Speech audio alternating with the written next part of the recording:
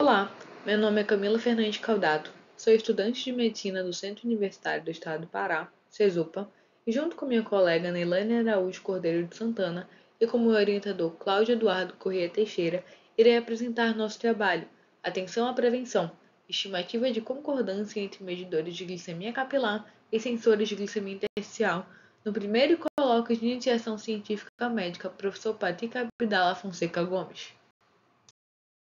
O diabetes mellitus é uma doença extremamente prevalente na atualidade e caracterizada pelos altos índices de glicose sanguínea. Por conta disso, o monitoramento regular dos níveis de açúcar no sangue é uma parte importante de seu controle, pois ajuda a identificar quaisquer alterações no estado da doença e ajustar o tratamento de acordo. Atualmente, existem diferentes tipos de medidores de glicose disponíveis no mercado, incluindo os medidores tradicionais de glicose capilar, o qual podemos também nos referir como CBGM, e sensores de monitoramento contínuo da glicose intersticial, também conhecido como IGs. Estes últimos são tecnologias mais recentes, considerados precisos para estimar o estado glicêmico, ao nível que possivelmente eliminaria a necessidade de punção capilar rotineira para medir a glicemia.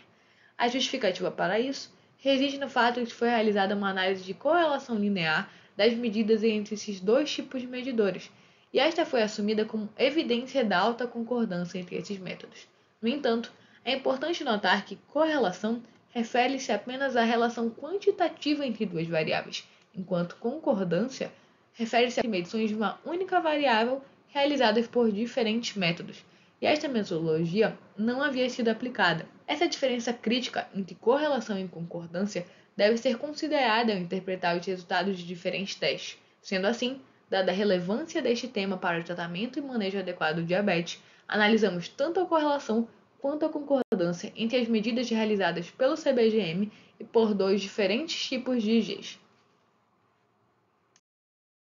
Em nossa metodologia, realizamos uma análise de concordância entre os valores de glicose obtidos com CBGM e IgMs no mesmo participante, retirando o conjunto de dados pertencente a referências já disponíveis na literatura de dois tipos de IGs. Eles foram obtidos diretamente das portagens publicadas nesses trabalhos usando o Webplot Digitizer versão 4.6. A partir dessa coleta, realizamos três cálculos principais: o coeficiente de correlação linear de Pearson, representado por R, para mostrar o nível de correlação entre os valores de glicose obtidos com os dois diferentes métodos, o coeficiente de determinação, representado por R ao quadrado, para estimar a proporção de valores de glicose obtidos com CBGM que podem ser previstos a partir de valores de glicose obtidos com IGs, e por fim, a análise de Blend-Altman, para mostrar como a diferença entre os valores de glicose medidos com os diferentes métodos varia com a média desses valores, ou seja, para demonstrar de fato o nível de concordância entre essas medidas.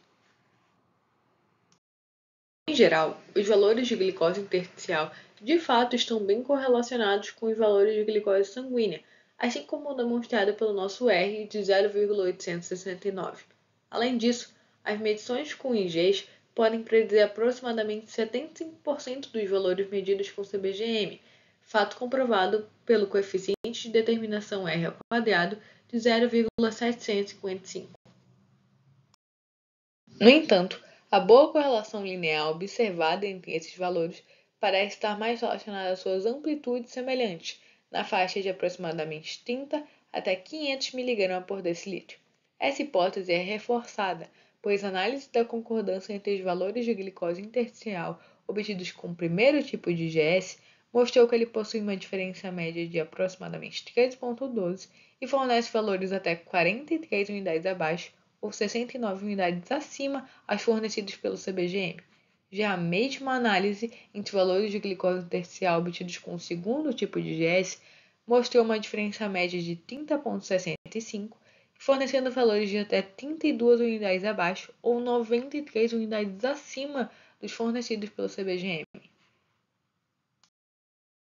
Essa segunda figura mostra a análise da concordância entre os valores combinados de glicose obtido com ambos os tipos de IGs. Ainda assim, esta análise mostrou que, em conjunto, os IGs 1 e 2 forneceram valores abaixo ou acima dos fornecidos por CBGM, uma diferença média de 16,27 unidades.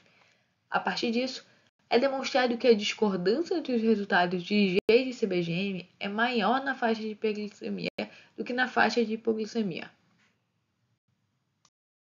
Com isso, concluímos que as estimativas de glicemia realizadas através de medidas de glicose intersticial por sensores podem diferir significativamente das medidas de glicose realizadas diretamente no sangue capilar obtido por punção, principalmente quando níveis de hiperglicemia. Por conta disso, cuidados devem ser tomados ao se recomendar e/ou utilizar exclusivamente a medida do monitor contínuo de glicose intersticial, como por exemplo, sempre levar em consideração os sinais e sintomas clínicos do paciente, independente dos valores apontados pelos IGs.